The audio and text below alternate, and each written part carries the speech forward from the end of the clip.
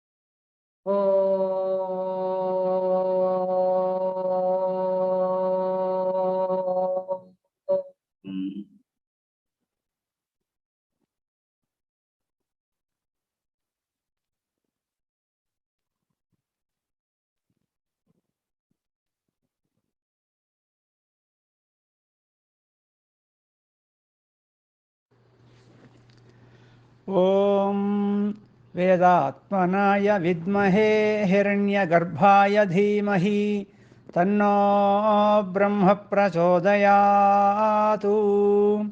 ఓం వేదాత్మనాయ విద్మహే హిరణ్యగర్భాయ ధీమహి తన్నో బ్రహ్మ ప్రచోదయాతు. ఓం వేదాత్మనాయ విద్మహే హిరణ్యగర్భాయ ధీమహి తన్నో బ్రహ్మ ప్రచోదయాతు. ॐ वेदात्मनाय विद्महे हिरण्यगर्भाय धीमहि तन्नो ब्रह्म प्रचोदयात्। ॐ वेदात्मनाय विद्महे हिरण्यगर्भाय धीमहि तन्नो ब्रह्म प्रचोदयात्। ॐ वेदात्मनाय विद्महे हिरण्यगर्भाय धीमहि तन्नो ब्रह्म प्रचोदयात्। ॐ वेदात्मनाय विद्महे हिरण्यगर्भाय धीमहि तन्नो ब्रह्म प्रचोदयात्। ॐ वेदात्मनाय विद्महे हिरण्यगर्भाय धीमहि तन्नो ब्रह्म प्रचोदयात्। ॐ वेदात्मनाय विद्महे हिरण्यगर्भाय धीमहि तन्नो ब्रह्म प्रचोदयात्। ॐ वेदात्मनाय विद्महे हिरण्यगर्भाय धीमहि तन्नो ब्रह्म प्रचोदयात्। ॐ वेदात्मनाय विद्महे हिरण्यगर्भाय धीमहि तन्नो ब्रह्म प्रचोदयात्। ॐ वेदात्मनाय विद्महे हिरण्यगर्भाय धीमहि तन्नो ब्रह्म प्रचोदयात्। ॐ वेदात्मनाय विद्महे हिरण्यगर्भाय धीमहि तन्नो ब्रह्म प्रचोदयात्। ॐ वेदात्मनाय विद्महे हिरण्यगर्भाय धीमहि तन्नो ब्रह्म प्रचोदयात्। ॐ वेदात्मनाय विद्महे हिरण्यगर्भाय धीमहि तन्नो ब्रह्म प्रचोदयात्। ॐ वेदात्मनाय विद्महे हिरण्यगर्भाय धीमहि तन्नो ब्रह्म प्रचोदयात्। ॐ वेदात्मनाय विद्महे हिरण्यगर्भाय धीमहि तन्नो ब्रह्म प्रचोदयात्। ॐ वेदात्मनाय विद्महे हिरण्यगर्भाय धीमहि तन्नो ब्रह्म प्रचोदयात्। ॐ वेदात्मनाय विद्महे हिरण्यगर्भाय धीमहि तन्नो ब्रह्म प्रचोदयात्। ॐ वेदात्मनाय विद्महे हिरण्यगर्भाय धीमहि तन्नो ब्रह्म प्रचोदयात्। ॐ वेदात्मनाय विद्महे हिरण्यगर्भाय धीमहि तन्नो ब्रह्म प्रचोदयात्। ॐ वेदात्मनाय विद्महे हिरण्यगर्भाय धीमहि तन्नो ब्रह्म प्रचोदयात्। ॐ वेदात्मनाय विद्महे हिरण्यगर्भाय धीमहि तन्नो ब्रह्म प्रचोदयात्। ॐ वेदात्मनाय विद्महे हिरण्यगर्भाय धीमहि तन्नो ब्रह्म प्रचोदयात्। ॐ वेदात्मनाय विद्महे हिरण्यगर्भाय धीमहि तन्नो ब्रह्म प्रचोदयात्। ॐ वेदात्मनाय विद्महे हिरण्यगर्भाय धीमहि तन्नो ब्रह्म प्रचोदयात्। ॐ वेदात्मनाय विद्महे हिरण्यगर्भाय धीमहि तन्नो ब्रह्म प्रचोदयात्। ॐ वेदात्मनाय विद्महे हिरण्यगर्भाय धीमहि तन्नो ब्रह्म प्रचोदयात्। ॐ वेदात्मनाय विद्महे हिरण्यगर्भाय धीमहि तन्नो ब्रह्म प्रचोदयात्। ॐ वेदात्मनाय विद्महे हिरण्यगर्भाय धीमहि तन्नो ब्रह्म प्रचोदयात्। ॐ वेदात्मनाय विद्महे हिरण्यगर्भाय धीमहि तन्नो ब्रह्म प्रचोदयात्। ॐ वेदात्मनाय विद्महे हिरण्यगर्भाय धीमहि तन्नो ब्रह्म प्रचोदयात्। ॐ वेदात्मनाय विद्महे हिरण्यगर्भाय धीमहि तन्नो ब्रह्म प्रचोदयात्। ॐ वेदात्मनाय विद्महे हिरण्यगर्भाय धीमहि तन्नो ब्रह्म प्रचोदयात्। ॐ वेदात्मनाय विद्महे हिरण्यगर्भाय धीमहि तन्नो ब्रह्म प्रचोदयात्। ॐ वेदात्मनाय विद्महे हिरण्यगर्भाय धीमहि तन्नो ब्रह्म प्रचोदयात्।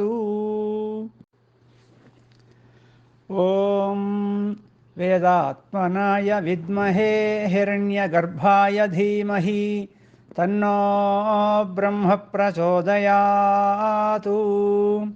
ॐ वेदात्मनाय विद्महे हिरण्यगर्भाय धीमहि तन्नो ब्रह्म प्रचोदयात्। ॐ वेदात्मनाय विद्महे हिरण्यगर्भाय धीमहि तन्नो ब्रह्म प्रचोदयात्। ॐ वेदात्मनाय विद्महे हिरण्यगर्भाय धीमहि तन्नो ब्रह्म प्रचोदयात्। ॐ वेदात्मनाय विद्महे हिरण्यगर्भाय धीमहि तन्नो ब्रह्म प्रचोदयात्। ॐ वेदात्मनाय विद्महे हिरण्यगर्भाय धीमहि तन्नो ब्रह्म प्रचोदयात्। ॐ वेदात्मनाय विद्महे हिरण्यगर्भाय धीमहि तन्नो ब्रह्म प्रचोदयात्। ॐ वेदात्मनाय विद्महे हिरण्यगर्भाय धीमहि तन्नो ब्रह्म प्रचोदयात्। ॐ वेदात्मनाय विद्महे हिरण्यगर्भाय धीमहि तन्नो ब्रह्म प्रचोदयात्। ॐ वेदात्मनाय विद्महे हिरण्यगर्भाय धीमहि तन्नो ब्रह्म प्रचोदयात्। ॐ वेदात्मनाय विद्महे हिरण्यगर्भाय धीमहि तन्नो ब्रह्म प्रचोदयात्। ॐ वेदात्मनाय विद्महे हिरण्यगर्भाय धीमहि तन्नो ब्रह्म प्रचोदयात्। ॐ वेदात्मनाय विद्महे हिरण्यगर्भाय धीमहि तन्नो ब्रह्म प्रचोदयात्। ॐ वेदात्मनाय विद्महे हिरण्यगर्भाय धीमहि तन्नो ब्रह्म प्रचोदयात्। ॐ वेदात्मनाय विद्महे हिरण्यगर्भाय धीमहि तन्नो ब्रह्म प्रचोदयात्। ॐ वेदात्मनाय विद्महे हिरण्यगर्भाय धीमहि तन्नो ब्रह्म प्रचोदयात्। ॐ वेदात्मनाय विद्महे हिरण्यगर्भाय धीमहि तन्नो ब्रह्म प्रचोदयातु। ॐ वेदात्मनाय विद्महे हिरण्यगर्भाय धीमहि तन्नो ब्रह्म प्रचोदयातु। ॐ वेदात्मनाय विद्महे हिरण्यगर्भाय धीमहि तन्नो ब्रह्म प्रचोदयातु। ॐ वेदात्मनाय विद्महे हिरण्यगर्भाय धीमहि तन्नो ब्रह्म प्रचोदयातु। ॐ वेदात्मनाय विद्महे हिरण्यगर्भाय धीमहि तन्नो ब्रह्म प्रचोदयातु। ॐ वेदात्मनाय विद्महे हिरण्यगर्भाय धीमहि तन्नो ब्रह्म प्रचोदयातु। ॐ वेदात्मनाय विद्महे हिरण्यगर्भाय धीमहि तन्नो ब्रह्म प्रचोदयातु। ॐ वेदात्मनाय विद्महे हिरण्यगर्भाय धीमहि तन्नो ब्रह्म प्रचोदयातु। ॐ वेदात्मनाय विद्महे हिरण्यगर्भाय धीमहि तन्नो ब्रह्म प्रचोदयातु। ॐ वेदात्मनाय विद्महे हिरण्यगर्भाय धीमहि तन्नो ब्रह्म प्रचोदयातु। ॐ वेदात्मनाय विद्महे हिरण्यगर्भाय धीमहि तन्नो ब्रह्म प्रचोदयातु।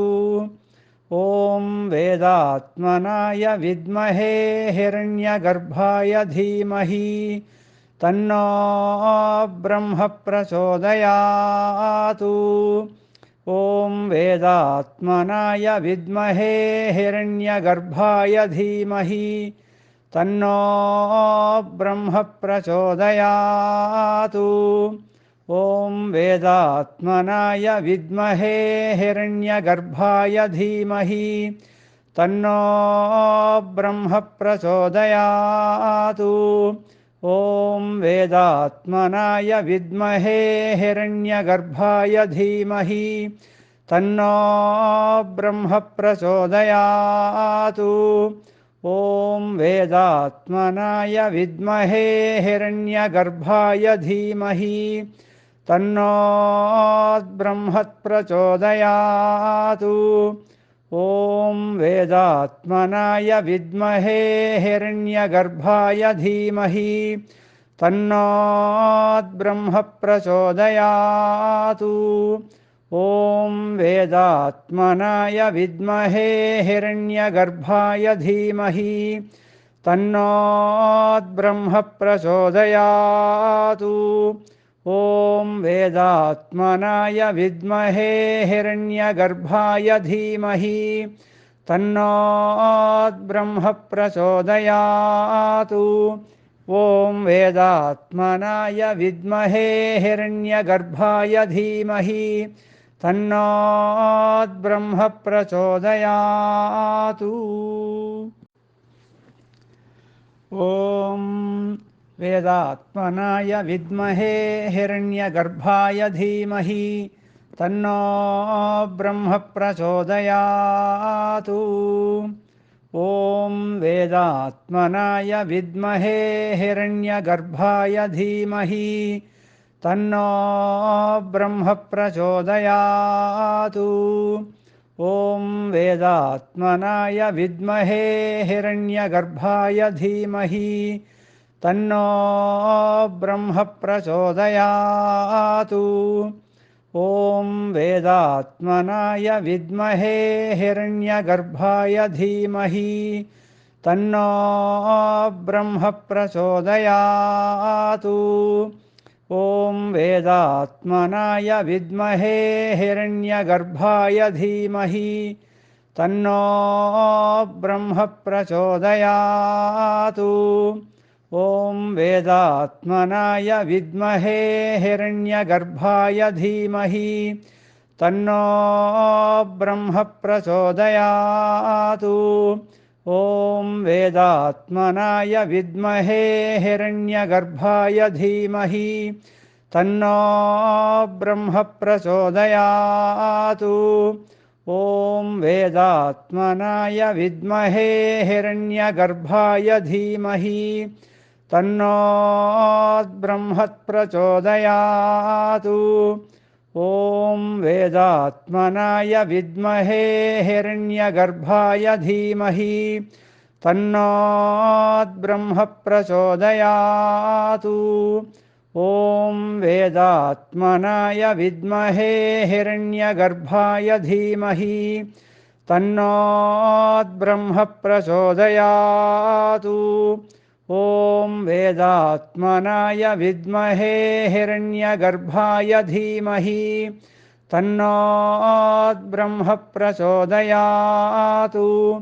ॐ वेदात्मनाय विद्महे हिरण्यगर्भाय धीमहि तन्नो ब्रह्म प्रचोदयातु।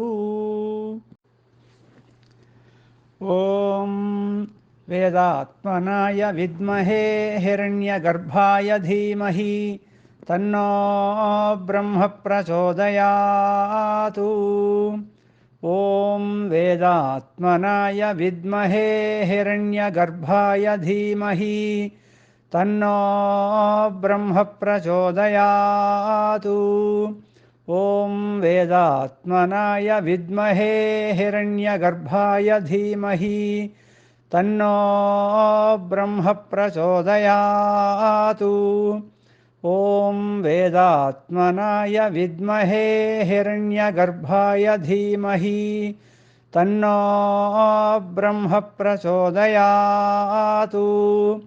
ॐ वेदात्मनाय विद्महे हिरण्यगर्भाय धीमहि तन्नो ब्रह्म प्रचोदयातु। ॐ वेदात्मनाय विद्महे हिरण्यगर्भाय धीमहि तन्नो ब्रह्म प्रचोदयातु। ॐ वेदात्मनाय विद्महे हिरण्यगर्भाय धीमहि तन्नो ब्रह्म प्रचोदयातु। ॐ वेदात्मनाय विद्महे हिरण्यगर्भाय धीमहि तन्नो ब्रह्म प्रचोदयातु। ॐ वेदात्मनाय विद्महे हिरण्यगर्भाय धीमहि तन्नो ब्रह्म प्रचोदयातु। ॐ वेदात्मनाय विद्महे हिरण्यगर्भाय धीमहि तन्नो ब्रह्म प्रचोदयातु। ॐ वेदात्मनाय विद्महे हिरण्यगर्भाय धीमहि तन्नो ब्रह्म प्रचोदयातु। ॐ वेदात्मनाय विद्महे हिरण्यगर्भाय धीमहि तन्नो ब्रह्म प्रचोदयातु। ॐ वेदात्मनाय विद्महे हिरण्यगर्भाय धीमहि तन्नो ब्रह्म प्रचोदयातु। ॐ वेदात्मनाय विद्महे हिरण्यगर्भाय धीमहि तन्नो ब्रह्म प्रचोदयातु। ॐ वेदात्मनाय विद्महे हिरण्यगर्भाय धीमहि तन्नो ब्रह्म प्रचोदयातु। ॐ वेदात्मनाय विद्महे हिरण्यगर्भाय धीमहि तन्नो ब्रह्म प्रचोदयातु। ॐ वेदात्मनाय विद्महे हिरण्यगर्भाय धीमहि तन्नो ब्रह्म प्रचोदयातु।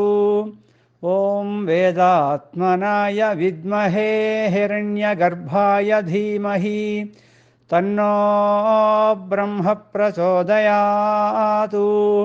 ॐ वेदात्मनाय विद्महे हिरण्यगर्भाय धीमहि तन्नो ब्रह्म प्रचोदयात्। ॐ वेदात्मनाय विद्महे हिरण्यगर्भाय धीमहि तन्नो ब्रह्म प्रचोदयात्। ॐ वेदात्मनाय विद्महे हिरण्यगर्भाय धीमहि तन्नो ब्रह्म प्रचोदयात्। ॐ वेदात्मनाय विद्महे हिरण्यगर्भाय धीमहि तन्नो ब्रह्म प्रचोदयात्। ॐ वेदात्मनाय विद्महे हिरण्यगर्भाय धीमहि तन्नो ब्रह्म प्रचोदयात्। ॐ वेदात्मनाय विद्महे हिरण्यगर्भाय धीमहि तन्नो ब्रह्म प्रचोदयात्। ॐ वेदात्मनाय विद्महे हिरण्यगर्भाय धीमहि तन्नो ब्रह्म प्रचोदयात्। ॐ वेदात्मनाय विद्महे हिरण्यगर्भाय धीमहि तन्नो ब्रह्म प्रचोदयात्। ॐ वेदात्मनाय विद्महे हिरण्यगर्भाय धीमहि तन्नो ब्रह्म प्रचोदयात्। ॐ वेदात्मनाय विद्महे हिरण्यगर्भाय धीमहि तन्नो ब्रह्म प्रचोदयात्। ॐ वेदात्मनाय विद्महे हिरण्यगर्भाय धीमहि तन्नो ब्रह्म प्रचोदयात्। ॐ वेदात्मनाय विद्महे हिरण्यगर्भाय धीमहि तन्नो ब्रह्म प्रचोदयात्। ॐ वेदात्मनाय विद्महे हिरण्यगर्भाय धीमहि तन्नो ब्रह्म प्रचोदयात्। ॐ वेदात्मनाय विद्महे हिरण्यगर्भाय धीमहि तन्नो ब्रह्म प्रचोदयात्। ॐ वेदात्मनाय विद्महे हिरण्यगर्भाय धीमहि तन्नो ब्रह्म प्रचोदयात्। ॐ वेदात्मनाय विद्महे हिरण्यगर्भाय धीमहि तन्नो ब्रह्म प्रचोदयात्। ॐ वेदात्मनाय विद्महे हिरण्यगर्भाय धीमहि तन्नो ब्रह्म प्रचोदयात्। ॐ वेदात्मनाय विद्महे हिरण्यगर्भाय धीमहि तन्नो ब्रह्म प्रचोदयात्। ॐ वेदात्मनाय विद्महे हिरण्यगर्भाय धीमहि तन्नो ब्रह्म प्रचोदयात्। ॐ वेदात्मनाय विद्महे हिरण्यगर्भाय धीमहि तन्नो ब्रह्म प्रचोदयात्। ॐ वेदात्मनाय विद्महे हिरण्यगर्भाय धीमहि तन्नो ब्रह्म प्रचोदयात्।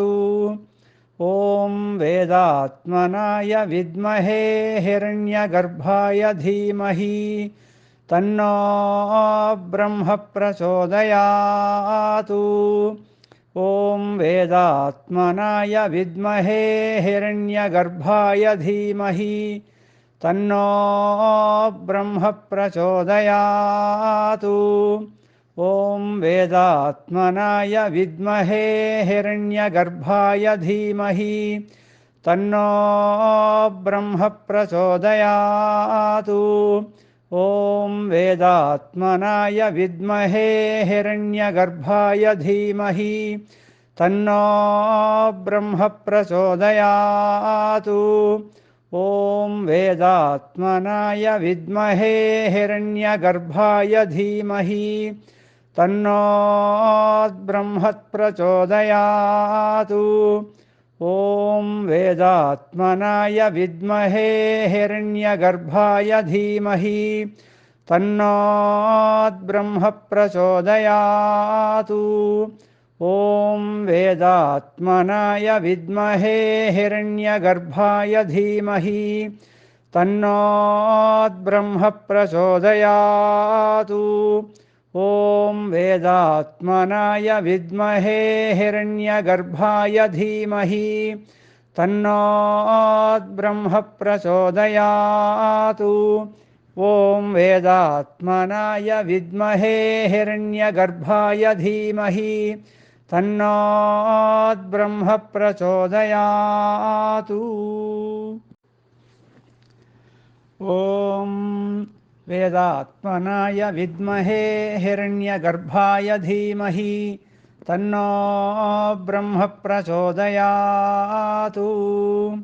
ॐ वेदात्मनाय विद्महे हिरण्यगर्भाय धीमहि तन्नो ब्रह्म प्रचोदयात्। ॐ वेदात्मनाय विद्महे हिरण्यगर्भाय धीमहि तन्नो ब्रह्म प्रचोदयात्। ॐ वेदात्मनाय विद्महे हिरण्यगर्भाय धीमहि तन्नो ब्रह्म प्रचोदयात्। ॐ वेदात्मनाय विद्महे हिरण्यगर्भाय धीमहि तन्नो ब्रह्म प्रचोदयात्। ॐ वेदात्मनाय विद्महे हिरण्यगर्भाय धीमहि तन्नो ब्रह्म प्रचोदयात्। ॐ वेदात्मनाय विद्महे हिरण्यगर्भाय धीमहि तन्नो ब्रह्म प्रचोदयात्। ॐ वेदात्मनाय विद्महे हिरण्यगर्भाय धीमहि तन्नो ब्रह्म प्रचोदयात्। ॐ वेदात्मनाय विद्महे हिरण्यगर्भाय धीमहि तन्नो ब्रह्म प्रचोदयात्। ॐ वेदात्मनाय विद्महे हिरण्यगर्भाय धीमहि तन्नो ब्रह्म प्रचोदयात्। ॐ वेदात्मनाय विद्महे हिरण्यगर्भाय धीमहि तन्नो ब्रह्म प्रचोदयात्। ॐ वेदात्मनाय विद्महे हिरण्यगर्भाय धीमहि तन्नो ब्रह्म प्रचोदयात्। ॐ वेदात्मनाय विद्महे हिरण्यगर्भाय धीमहि तन्नो ब्रह्म प्रचोदयात्। ॐ वेदात्मनाय विद्महे हिरण्यगर्भाय धीमहि तन्नो ब्रह्म प्रचोदयात्। ॐ वेदात्मनाय विद्महे हिरण्यगर्भाय धीमहि तन्नो ब्रह्म प्रचोदयात्। ॐ वेदात्मनाय विद्महे हिरण्यगर्भाय धीमहि तन्नो ब्रह्म प्रचोदयात्। ॐ वेदात्मनाय विद्महे हिरण्यगर्भाय धीमहि तन्नो ब्रह्म प्रचोदयात्। ॐ वेदात्मनाय विद्महे हिरण्यगर्भाय धीमहि तन्नो ब्रह्म प्रचोदयात्। ॐ वेदात्मनाय विद्महे हिरण्यगर्भाय धीमहि तन्नो ब्रह्म प्रचोदयात्। ॐ वेदात्मनाय विद्महे हिरण्यगर्भाय धीमहि तन्नो ब्रह्म प्रचोदयात्। ॐ वेदात्मनाय विद्महे हिरण्यगर्भाय धीमहि तन्नो ब्रह्म प्रचोदयात्। ॐ वेदात्मनाय विद्महे हिरण्यगर्भाय धीमहि तन्नो ब्रह्म प्रचोदयात्। ॐ वेदात्मनाय विद्महे हिरण्यगर्भाय धीमहि तन्नो ब्रह्म प्रचोदयात्। ॐ वेदात्मनाय विद्महे हिरण्यगर्भाय धीमहि तन्नो ब्रह्म प्रचोदयात्। ॐ वेदात्मनाय विद्महे हिरण्यगर्भाय धीमहि तन्नो ब्रह्म प्रचोदयात्। ॐ वेदात्मनाय विद्महे हिरण्यगर्भाय धीमहि तन्नो ब्रह्म प्रचोदयात्। ॐ वेदात्मनाय विद्महे हिरण्यगर्भाय धीमहि तन्नो ब्रह्म प्रचोदयात्।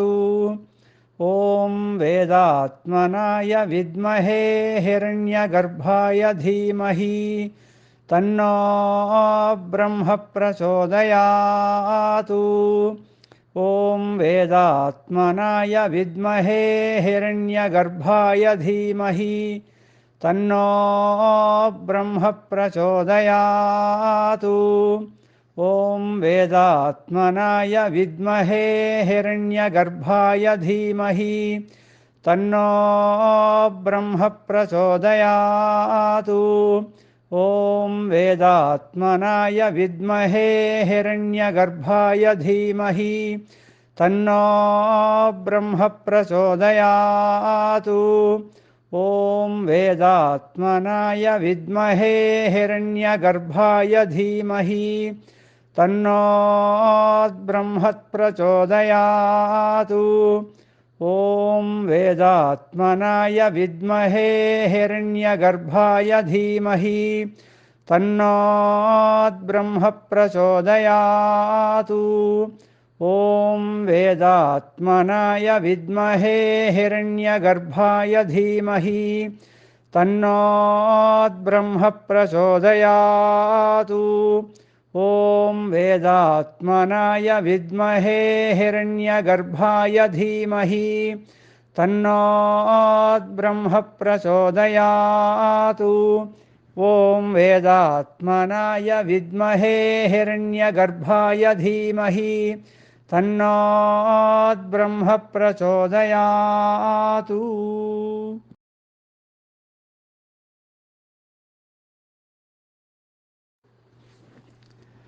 ॐ वेदात्मनाय विद्महे हिरण्यगर्भाय धीमहि तन्नो ब्रह्म प्रचोदयात्।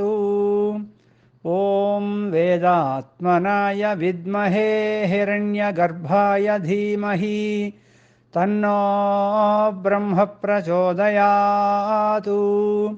ॐ वेदात्मनाय विद्महे हिरण्यगर्भाय धीमहि तन्नो ब्रह्म प्रचोदयात्।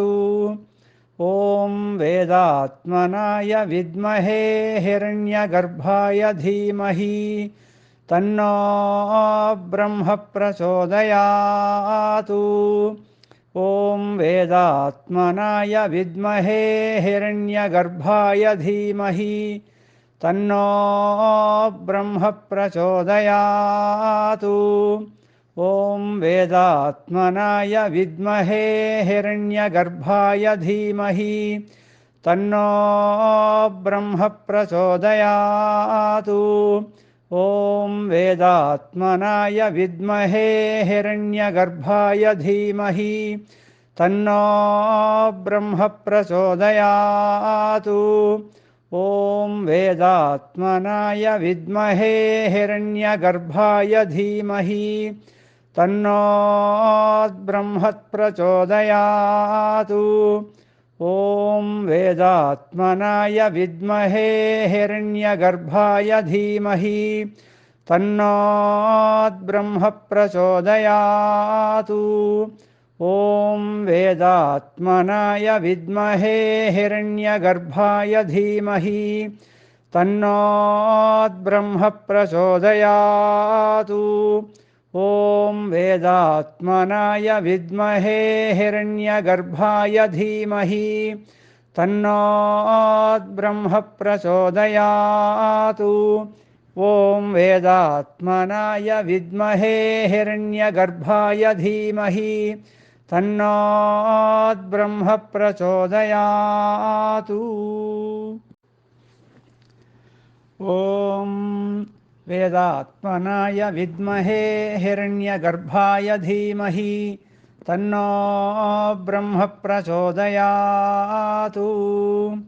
ॐ वेदात्मनाय विद्महे हिरण्यगर्भाय धीमहि तन्नो ब्रह्म प्रचोदयात्। ॐ वेदात्मनाय विद्महे हिरण्यगर्भाय धीमहि तन्नो ब्रह्म प्रचोदयात्। ॐ वेदात्मनाय विद्महे हिरण्यगर्भाय धीमहि तन्नो ब्रह्म प्रचोदयात्। ॐ वेदात्मनाय विद्महे हिरण्यगर्भाय धीमहि तन्नो ब्रह्म प्रचोदयात्। ॐ वेदात्मनाय विद्महे हिरण्यगर्भाय धीमहि तन्नो ब्रह्म प्रचोदयात्।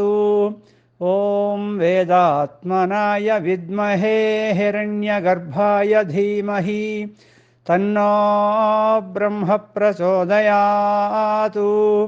ॐ वेदात्मनाय विद्महे हिरण्यगर्भाय धीमहि तन्नो ब्रह्म प्रचोदयात्। ॐ वेदात्मनाय विद्महे हिरण्यगर्भाय धीमहि तन्नो ब्रह्म प्रचोदयात्। ॐ वेदात्मनाय विद्महे हिरण्यगर्भाय धीमहि तन्नो ब्रह्म प्रचोदयात्। ॐ वेदात्मनाय विद्महे हिरण्यगर्भाय धीमहि तन्नो ब्रह्म प्रचोदयात्। ॐ वेदात्मनाय विद्महे हिरण्यगर्भाय धीमहि तन्नो ब्रह्म प्रचोदयात्। ॐ वेदात्मनाय विद्महे हिरण्यगर्भाय धीमहि तन्नो ब्रह्म प्रचोदयात्। ॐ वेदात्मनाय विद्महे हिरण्यगर्भाय धीमहि तन्नो ब्रह्म प्रचोदयात्। ॐ वेदात्मनाय विद्महे हिरण्यगर्भाय धीमहि तन्नो ब्रह्म प्रचोदयात्। ॐ वेदात्मनाय विद्महे हिरण्यगर्भाय धीमहि तन्नो ब्रह्म प्रचोदयात्। ॐ वेदात्मनाय विद्महे हिरण्यगर्भाय धीमहि तन्नो ब्रह्म प्रचोदयात्। ॐ वेदात्मनाय विद्महे हिरण्यगर्भाय धीमहि तन्नो ब्रह्म प्रचोदयात्। ॐ वेदात्मनाय विद्महे हिरण्यगर्भाय धीमहि तन्नो ब्रह्म प्रचोदयात्। ॐ वेदात्मनाय विद्महे हिरण्यगर्भाय धीमहि तन्नो ब्रह्म प्रचोदयात्। ॐ वेदात्मनाय विद्महे हिरण्यगर्भाय धीमहि तन्नो ब्रह्म प्रचोदयात्। ॐ वेदात्मनाय विद्महे हिरण्यगर्भाय धीमहि तन्नो ब्रह्म प्रचोदयात्। ॐ वेदात्मनाय विद्महे हिरण्यगर्भाय धीमहि तन्नो ब्रह्म प्रचोदयात्। ॐ वेदात्मनाय विद्महे हिरण्यगर्भाय धीमहि तन्नो ब्रह्म प्रचोदयात्। ॐ वेदात्मनाय विद्महे हिरण्यगर्भाय धीमहि तन्नो ब्रह्म प्रचोदयात्। ॐ वेदात्मनाय विद्महे हिरण्यगर्भाय धीमहि तन्नो ब्रह्म प्रचोदयात्। ॐ वेदात्मनाय विद्महे हिरण्यगर्भाय धीमहि तन्नो ब्रह्म प्रचोदयात्। ॐ वेदात्मनाय विद्महे हिरण्यगर्भाय धीमहि तन्नो ब्रह्म प्रचोदयात्। ॐ वेदात्मनाय विद्महे हिरण्यगर्भाय धीमहि तन्नो ब्रह्म प्रचोदयात्। ॐ वेदात्मनाय विद्महे हिरण्यगर्भाय धीमहि तन्नो ब्रह्म प्रचोदयात्। ॐ वेदात्मनाय विद्महे हिरण्यगर्भाय धीमहि तन्नो ब्रह्म प्रचोदयात्। ॐ वेदात्मनाय विद्महे हिरण्यगर्भाय धीमहि तन्नो ब्रह्म प्रचोदयात्। ॐ वेदात्मनाय विद्महे हिरण्यगर्भाय धीमहि तन्नो ब्रह्म प्रचोदयात्।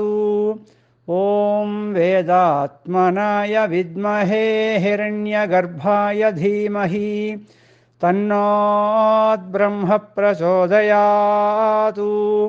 ॐ वेदात्मनाय विद्महे हिरण्यगर्भाय धीमहि तन्नो ब्रह्म प्रचोदयात्। ॐ वेदात्मनाय विद्महे हिरण्यगर्भाय धीमहि तन्नो ब्रह्म प्रचोदयात्।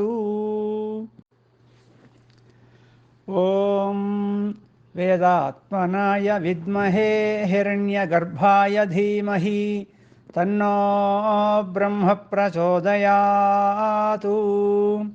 ॐ वेदात्मनाय विद्महे हिरण्यगर्भाय धीमहि तन्नो ब्रह्म प्रचोदयात्। ॐ वेदात्मनाय विद्महे हिरण्यगर्भाय धीमहि तन्नो ब्रह्म प्रचोदयात्। ॐ वेदात्मनाय विद्महे हिरण्यगर्भाय धीमहि तन्नो ब्रह्म प्रचोदयात्। ॐ वेदात्मनाय विद्महे हिरण्यगर्भाय धीमहि तन्नो ब्रह्म प्रचोदयात्। ॐ वेदात्मनाय विद्महे हिरण्यगर्भाय धीमहि तन्नो ब्रह्म प्रचोदयात्। ॐ वेदात्मनाय विद्महे हिरण्यगर्भाय धीमहि तन्नो ब्रह्म प्रचोदयात्। ॐ वेदात्मनाय विद्महे हिरण्यगर्भाय धीमहि तन्नो ब्रह्मप्रचोदयात्। ॐ वेदात्मनाय विद्महे हिरण्यगर्भाय धीमहि तन्नो ब्रह्मप्रचोदयात्। ॐ वेदात्मनाय विद्महे हिरण्यगर्भाय धीमहि तन्नो ब्रह्मप्रचोदयात्। ॐ वेदात्मनाय विद्महे हिरण्यगर्भाय धीमहि तन्नो ब्रह्मप्रचोदयात्। ॐ वेदात्मनाय विद्महे हिरण्यगर्भाय धीमहि तन्नो ब्रह्मप्रचोदयात्। ॐ वेदात्मनाय विद्महे हिरण्यगर्भाय धीमहि तन्नो ब्रह्मप्रचोदयात्। ॐ वेदात्मनाय विद्महे हिरण्यगर्भाय धीमहि तन्नो ब्रह्मप्रचोदयात्। ॐ वेदात्मनाय विद्महे हिरण्यगर्भाय धीमहि तन्नो ब्रह्मप्रचोदयात्। ॐ वेदात्मनाय विद्महे हिरण्यगर्भाय धीमहि तन्नो ब्रह्मप्रचोदयात्।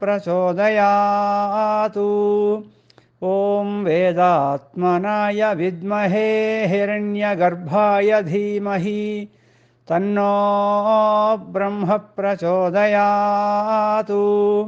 ॐ वेदात्मनाय विद्महे हिरण्यगर्भाय धीमहि तन्नो ब्रह्मप्रचोदयात्।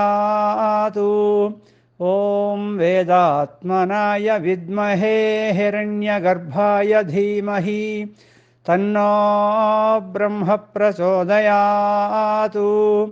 ॐ वेदात्मनाय विद्महे हिरण्यगर्भाय धीमहि तन्नो ब्रह्मप्रचोदयात्। ॐ वेदात्मनाय विद्महे हिरण्यगर्भाय धीमहि तन्नो ब्रह्मप्रचोदयात्। ॐ वेदात्मनाय विद्महे हिरण्यगर्भाय धीमहि तन्नो ब्रह्मप्रचोदयात्। ॐ वेदात्मनाय विद्महे हिरण्यगर्भाय धीमहि तन्नो ब्रह्मप्रचोदयात्। ॐ वेदात्मनाय विद्महे हिरण्यगर्भाय धीमहि तन्नो ब्रह्मप्रचोदयात्। ॐ वेदात्मनाय विद्महे हिरण्यगर्भाय धीमहि तन्नो ब्रह्मप्रचोदयात्। ॐ वेदात्मनाय विद्महे हिरण्यगर्भाय धीमहि तन्नो ब्रह्मप्रचोदयात्। ॐ वेदात्मनाय विद्महे हिरण्यगर्भाय धीमहि तन्नो ब्रह्मप्रचोदयात्। ॐ वेदात्मनाय विद्महे हिरण्यगर्भाय धीमहि तन्नो ब्रह्मप्रचोदयात्। ॐ वेदात्मनाय विद्महे हिरण्यगर्भाय धीमहि तन्नो ब्रह्मप्रचोदयात्। ॐ वेदात्मनाय विद्महे हिरण्यगर्भाय धीमहि तन्नो ब्रह्मप्रचोदयात्। ॐ वेदात्मनाय विद्महे हिरण्यगर्भाय धीमहि तन्नो ब्रह्मप्रचोदयात्। ॐ वेदात्मनाय विद्महे हिरण्यगर्भाय धीमहि तन्नो ब्रह्मप्रचोदयातु। ॐ वेदात्मनाय विद्महे हिरण्यगर्भाय धीमहि तन्नो ब्रह्म प्रचोदयातु। ॐ वेदात्मनाय विद्महे हिरण्यगर्भाय धीमहि तन्नो ब्रह्म प्रचोदयातु। ॐ वेदात्मनाय विद्महे हिरण्यगर्भाय धीमहि तन्नो ब्रह्म प्रचोदयातु। ॐ वेदात्मनाय विद्महे हिरण्यगर्भाय धीमहि तन्नो ब्रह्म प्रचोदयातु। ॐ वेदात्मनाय विद्महे हिरण्यगर्भाय धीमहि तन्नो ब्रह्म प्रचोदयातु। ॐ वेदात्मनाय विद्महे हिरण्यगर्भाय धीमहि तन्नो ब्रह्म प्रचोदयातु। ॐ वेदात्मनाय विद्महे हिरण्यगर्भाय धीमहि तन्नो ब्रह्म प्रचोदयातु। ॐ वेदात्मनाय विद्महे हिरण्यगर्भाय धीमहि तन्नो ब्रह्म प्रचोदयातु। ॐ वेदात्मनाय विद्महे हिरण्यगर्भाय धीमहि तन्नो ब्रह्म प्रचोदयातु। ॐ वेदात्मनाय विद्महे हिरण्यगर्भाय धीमहि तन्नो ब्रह्म प्रचोदयातु। ॐ वेदात्मनाय विद्महे हिरण्यगर्भाय धीमहि तन्नो ब्रह्म प्रचोदयातु। ॐ वेदात्मनाय विद्महे हिरण्यगर्भाय धीमहि तन्नो ब्रह्म प्रचोदयातु। ॐ वेदात्मनाय विद्महे हिरण्यगर्भाय धीमहि तन्नो ब्रह्म प्रचोदयातु। ॐ वेदात्मनाय विद्महे हिरण्यगर्भाय धीमहि तन्नो ब्रह्म प्रचोदयातु। ॐ वेदात्मनाय विद्महे हिरण्यगर्भाय धीमहि तन्नो ब्रह्म प्रचोदयातु। ॐ वेदात्मनाय विद्महे हिरण्यगर्भाय धीमहि तन्नो ब्रह्म प्रचोदयातु। ॐ वेदात्मनाय विद्महे हिरण्यगर्भाय धीमहि तन्नो ब्रह्म प्रचोदयातु। ॐ वेदात्मनाय विद्महे हिरण्यगर्भाय धीमहि तन्नो ब्रह्म प्रचोदयातु। ॐ वेदात्मनाय विद्महे हिरण्यगर्भाय धीमहि तन्नो ब्रह्म प्रचोदयातु। ॐ वेदात्मनाय विद्महे हिरण्यगर्भाय धीमहि तन्नो ब्रह्म प्रचोदयातु। ॐ वेदात्मनाय विद्महे हिरण्यगर्भाय धीमहि तन्नो ब्रह्म प्रचोदयातु। ॐ वेदात्मनाय विद्महे हिरण्यगर्भाय धीमहि तन्नो ब्रह्म प्रचोदयातु। ॐ वेदात्मनाय विद्महे हिरण्यगर्भाय धीमहि तन्नो ब्रह्म प्रचोदयातु। ॐ वेदात्मनाय विद्महे हिरण्यगर्भाय धीमहि तन्नो ब्रह्म प्रचोदयातु। ॐ वेदात्मनाय विद्महे हिरण्यगर्भाय धीमहि तन्नो ब्रह्म प्रचोदयात्। ॐ वेदात्मनाय विद्महे हिरण्यगर्भाय धीमहि तन्नो ब्रह्म प्रचोदयात्। ॐ वेदात्मनाय विद्महे हिरण्यगर्भाय धीमहि तन्नो ब्रह्म प्रचोदयात्। ॐ वेदात्मनाय विद्महे हिरण्यगर्भाय धीमहि तन्नो ब्रह्म प्रचोदयात्। ॐ वेदात्मनाय विद्महे हिरण्यगर्भाय धीमहि तन्नो ब्रह्म प्रचोदयात्। ॐ वेदात्मनाय विद्महे हिरण्यगर्भाय धीमहि तन्नो ब्रह्म प्रचोदयात्। ॐ वेदात्मनाय विद्महे हिरण्यगर्भाय धीमहि तन्नो ब्रह्म प्रचोदयात्।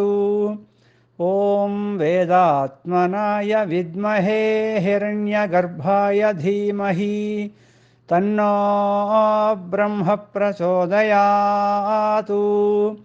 ॐ वेदात्मनाय विद्महे हिरण्यगर्भाय धीमहि तन्नो ब्रह्म प्रचोदयात्।